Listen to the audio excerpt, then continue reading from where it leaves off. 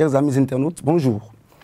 Dans le cadre de l'organisation des législatives 2019, la Commission électorale nationale autonome Sénat a procédé au tirage du positionnement des partis sur le bulletin de vote unique.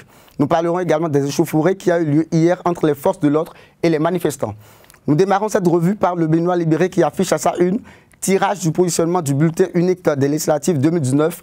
La Sénat donne le ton aux confrères de la matinée de rappeler que malgré les vagues de protestation contre la poursuite du processus électoral, la Sénat a procédé hier au positionnement sur le bulletin unique.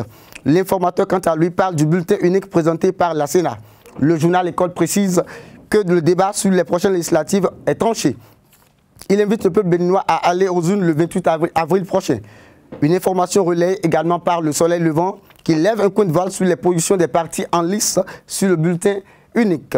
Il annonce le début de la campagne électorale pour le 12 avril prochain. Soulèvement et mécontentement dans le rang des opposants, nous informe l'Audace Info. Le quotidien affiche à sa une film de tension préélectorale hier à Cotonou, échauffourée entre policiers et manifestants. Il informe qu'il y a eu des tirs de balles et des arrestations arbitraires. Le confrère de la matinée appuie cette information en précisant que face à la protestation contre des élections exclusives, l'opposition dans la rue, mais les forces de l'ordre s'opposent.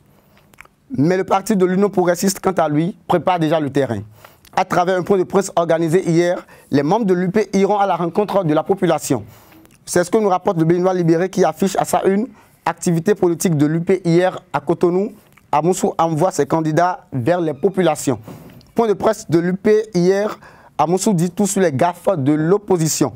Toujours dans le cadre des législatives 2019, le nouvel observateur martèle à sa une que suite à la décadence de la situation politique nationale, la diaspora USL dénonce et avertit. Le quotidien précise que devant l'évidente volonté de Patrice Talon de biaiser le jeu politique national, la diaspora USL d'Afrique, d'Europe et d'Amérique se déclare prête à prendre ses responsabilités et à travailler ardemment à une restauration de la démocratie. Information pêle-mêle à présent. Un individu se faisant passer pour un collaborateur de Marcelin Laroute démasqué.